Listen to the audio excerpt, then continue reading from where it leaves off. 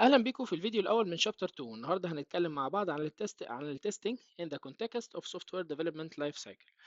من الاخر احنا هنتكلم النهارده عن ال SDLC. ال SDLC اللي هي ال Software Development Life Cycle، في منها كذا نوع. حلو. طيب احنا عايزين نعرف ال development process بتمشي ازاي جوه كل واحده فيهم. تمام. طيب كل SDLC ليها طريقه مختلفه عن التانية، وعندنا examples ليها. بيقول لك هنا في examples of ال SDLC models بتinclude شوية حاجات، منهم ال sequential model أو ال sequential development models.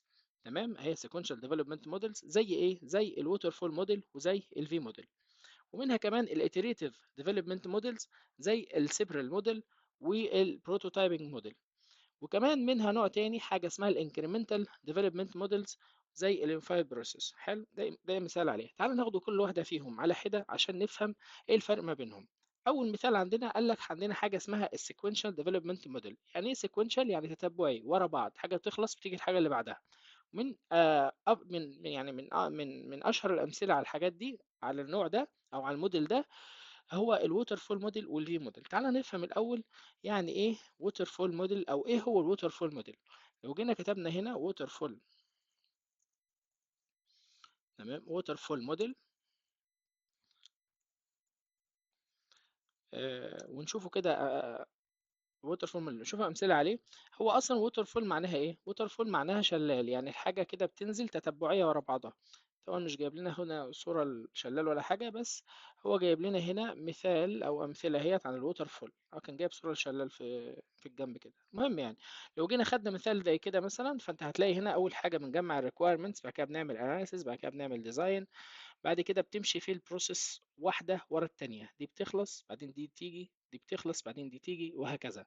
ما ينفعش ارجع يعني مجرد ما دي تخلص ارجع اروح، يعني مثلا مجرد ما اخلص الريكويرمنتس بروح على الاناليسيس، بروح للديزاين. يعني ما ينفعش اكون في الديزاين وارجع للريكويرمنتس. حلو. وبعدين بخش على التست امبلمنتيشن، بعد كده تيست، بعد كده اعمل موضوع التستنج او مرحله التستنج بتاعتي، وامشي في البروسيس 1 باي 1، ستيب باي ستيب. الستيب بتخلص اللي بعدها تبتدي، ستيب تخلص اللي بعدها تبتدي. ولو تلاحظ انه في الووتر فول موديل التستنج بيجي في مرحله متاخره، ودي من اشد عيوب الووتر فول موديل. بالذات لو احنا لقينا مشاكل هنا، فده بيأخرنا وبيضيع وقت كتير، وبيضيع كمان او بيكلف كوست كبيره، بالذات لما بنوصل للمرحله الاخيره او مرحله المينتنس. او قبل مرحله المينتنس بيكون عندنا مثلا اكسبتنس تيستنج او سيستم تيستنج. لو لقينا ايشو او حاجه، فده بيضطرنا ان احنا نتاخر في المشروع ماشي وقت كبير عبال ما نصلح الايشو دوت، فبنرجع خطوات لورا. فده الووتر فول موديل، ان احنا بنخلص ستيب نخش على الستيب اللي بعدها. من ضمن الامثله برضو اللي هي من ضمن او تحت نطاق السيكونشال ديفلوبمنت موديلز الفي موديل. تعال نشوف برضو الفي موديل ونفهم الفي موديل مع بعض. في موديل، تمام، نكتبها فاصلة عن بعضها. في موديل اهو، تمام كده. بص يا سيدي، الفي موديل بقى مختلف شويه، هو احسن شويه. او الحاجه اللي قلنا بقى ايه بعد ما عملنا الووتر فول موديل ولقينا ليه عيوب، ان هو بيأخر المشروع، وان هو بيكتشف الاخطاء متأخر، ان مرحله التستنج بتيجي متأخره قوي. وكمان لما بيجي الكاستمر او الستيك هولدر يشوف البروجكت بتاعنا ويلاقيه مش تمام في حته معينه، فده بياخد وقت كبير جدا قبل ما نبدا نراجع ونصحح في الريكويرمنتس، وبعد كده نصحح في التست اناليسيس، بعد كده نصحح في التست ديزاين. فالموضوع اتطور شويه ودخلنا على حاجه او طلعت حاجه تانية اسمها الفي موديل. الفي موديل زي ما انت شايف في الشيب ده مثلا، فور اكزامبل، بيبقى كل مرحله من مراحل الفيريفيكيشن او التستنج، او قصدي مراحل الفيريفيكيشن، يعني من اول ريكويرمنت جاذرنج وانت ماشي، بيقابلها بروسيس تانية او حاجه تانية ريليتد بالتستنج. تمام. يعني مثلا في مرحله التست ريكويرمنت، في مرحله ريكويرمنت جاذرنج، انا جالي مثلا شويه دوكيومنتيشنز، شويه ورق requirement gathering، بيكون ساعتها في نفس التوقيت بعمل حاجة اسمها acceptance test plan. بكون بعمل البلان بتاعة الاكسبتنس تيستنج. تمام. في المرحلة دي بعدين بخش عند السيستم اناليسيز. في مرحله السيستم اناليسيز بكون بعمل السيستم تيست بلان. وبعدين السوفت وير ديزاين. لما بتيجي مرحله السوفت وير ديزاين بعمل يعني انا عندي سوفت وير ديزاين، عندي يعني عندي انتجريشن بتوين مور ذان وان سوفت وير. يعني ما دام عملت سوفت وير ديزاين يبقى انا عندي اكتر من سوفت وير، يبقى انا اعمل ما بينهم انتجريشن. يبقى في الحاله دي هعمل انتجريشن تيست ديزاين. على مستوى المديول انا عندي مديول واحد، المديول ده بيعمل له تيست من خلال ايه؟ من خلال اليونت تيست. ففي الحاله دي هعمل اليونت تيست ديزاين او اليونت تيست كيسز. طيب لو انت تلاحظ ان انا ما اتكلمتكش عن البارت ده خالص، ليه؟ لان احنا في الفي موديل احنا بدأنا من requirement gathering، وبعدين system، بعدين design، وبعدين ايه موديول، وبعدين كتبنا الكود في الاخر. في الجزء ده كده انا بعمل verification، لان كل اللي معايا هنا، كل اللي حيلتي شوية ورق. انا عندي شوية ورق عبارة عن requirements، شوية documents، اقدر اعمل لهم analysis، اقدر اعمل لهم design، اقدر كمان ابدأ اقسمهم لمديولز واعمل ديزاين لكل مديولز، وبعدين اكتب كودنج. في الحاله دي انا اقدر اعمل فيريفيكيشن فقط. وبالتالي ما رضيتش اتوجه هنا واقول لك احنا بنعمل ايه التستات لكل مرحله. ازاي هتعمل تيست الحاجه لسه ما اتنفذتش؟ اول ما اقول تنفيذ، يعني انا ما اقدرش اعمل تيست، لكن اقدر اعمل بلان، اصمم اعمل بلان. والله اول الحته دي هتستها بالشكل الفلاني، هتستها لسه ما تستهاش، بس انا بعمل بلان لما اجي تيست هتست ازاي. مجرد ما اكتب الكود بقى، الفترة دي كتبت الكود، ابدأ بقى من هنا من تحت لفوق ابدأ اعمل تيست فعلي. لان خلاص بعد ما اكتب الكود اقدر اعمل يونت تيستنج على الكودز بتاعتي، على الكود بتاعي، على اليونتس بتاعتي اللي كتب لها كود. اقدر كمان اعمل انتجريشن تيستنج، لان بقى عندي اكتر من يونت، والاكتر من يونت ممكن اعمل منهم انتجريشن تيستنج. حلو كده، سواء سيستم انتجريشن تيست او يونت انتجريشن تيستنج. حلو كده. وبعد كده برضو هيبقى عندي سيستم، اقدر اعمل سيستم تيستنج، وبعدين اعمل اكسبتنس تيستنج لما يبقى عندي الفول سيستم جاهز، جاهز للايه، جاهز للكاستمر او الاند يوزر يشوفه. ففي الحاله دي اقدر اعمل اكسبتنس تيست. ففي المرحله دي في الفي موديل احنا نقدر نعمل فيريفيكيشن فقط، ماشي، لان هي عباره عن دوكيومنتس زي ما قلنا قبل كده. لكن اول ما ابدا اكسكيوشن اقدر اعمل مرحله بقى الفاليديشن، اقدر اعمل التيست بتاعي. وما بين المرحلتين بجهز للتيست اللي انا هنفذه هنا. ده الفي موديل. وده برضو ما نقدرش نقول عليه غير ان هو السيكوينشال موديل، لان مجرد ما حاجه تخلص بنبدا في اللي بعدها، مجرد ما حاجه تخلص بنبدا في بعدها. وزيك شايف برضو ان التستنج بيبدا متاخر فعليا، لكن during process انا اقدر اعمل planning. فده احسن شويه من الووتر فول موديل. طيب انهي احسن، الووتر فول ولا الفي موديل؟ ما اقدرش اقول انهي احسن. اي نعم الفي موديل احسن شويه، ولكن عاده بيبقى فيه كومبينيشن ما بين الاثنين في الشغل. بعد كده نخش على الايتريتيف ديفلوبمنت موديل. في عندنا من امثله الايتريتيف موديلز السبايرال موديل والبروتوتايبنج موديل. طيب ايه هو السبايرال وايه هو البروتوتايبنج موديل؟ تعال نشوف الاول السبايرال موديل ده عامل ازاي. لو جينا عملنا سيرش هنا وكتبنا كده سبايرال موديل، طلعني اهوت. السبايرال موديل ده هو عباره عن حلقه، كاني ماشي في حلقه، والحلقة دي بتمثل معايا زي iteration كده أو زي جزء من البروجكت. ومجرد ما أخلص الحلقة دي بخش على الحلقة اللي بعدها، مجرد ما أخلصها بخش على الحلقة اللي بعدها، وهكذا. مشروع بيمشي معايا بالشكل ده. وبالتالي ده اسمه سبايرال موديل. تعال نشوفه بقى البروتوتايبنج موديل. بروتوتايبنج موديل بروتوتايبنج موديل تمام. بص يا سيدي، البروتوتايبنج موديل ده ان انا مثلا زي ما انت شايف كده انا بعمل بروتوتايب للبروجكت بتاعي، بحيث البروتوتايبنج زي ما قلت لك كده انا بعمل بروتوتايب زي ما انت شايف كده، كاني بعمل نسخه جاهزه كبروتوتايب من اسمها للعميل، بحيث ان هو يشوف المنتج او صوره من المنتج النهائي قبل ما ابدا في التنفيذ. ده اسمه البروتوتايبنج موديل. لو جينا بعد كده، انا بس اشوف احنا بنريكورد ولا ايه، بنريكورد تمام. بعد كده بنخش على الانكريمنتال ديفلوبمنت موديل، وده من ضمن انواعه اليونيفايد بروسيس. طيب تعال نشوف برضو ايه هو اليونيفايد بروسيس عشان تبقى يونيفايد بروسيس موديل اهوت. اليونيفايد بروسيس موديل ده موديل بيوريني او بيعتمد ان هو يكون في لود لبروسيس معينه في وقت معين من المشروع during او على العكس ان في تاسكات تانية ما بيكونش ليها اي لود في الفترة دي من المشروع. تعالى نوضح الموضوع هنا بالرسمة دي احسن. البروتوتايب اللي هو اليونيفايد بروسيس موديل ده، هو بيتكون من فور ايتمز. اللي هم الفور ايتمز؟ الانسبشن والالبريشن والكونستراكشن والترانزيشن. طيب خلال الفور فيزز دول بيكون عندي اكتر من ايتم. الاكتر من ايتم دول بيشتغلوا باراليل، بس في حاجات بتبدا قبل حاجات. يعني لو بصينا هنا على التست مثلا، التست ما بداش من الاول.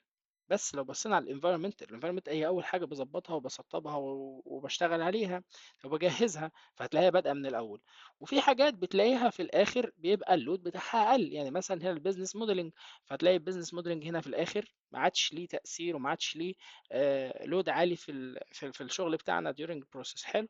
فهو ده اسمه الايه، اليونيفايد بروسيس موديل. تمام. وده من ضمن انواع الاتريتيف ديفلوبمنت موديل. حلو.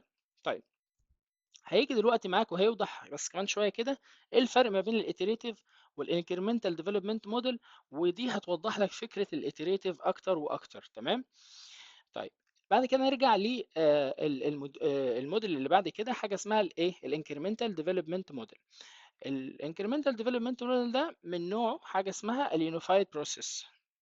معلش احنا شرحنا الحته دي. احنا قلنا ايه؟ الانكريمنتال ديفلوبمنت موديل هو من انواع اليونيفايد بروسيس، وشرحنا اليونيفايد بروسيس.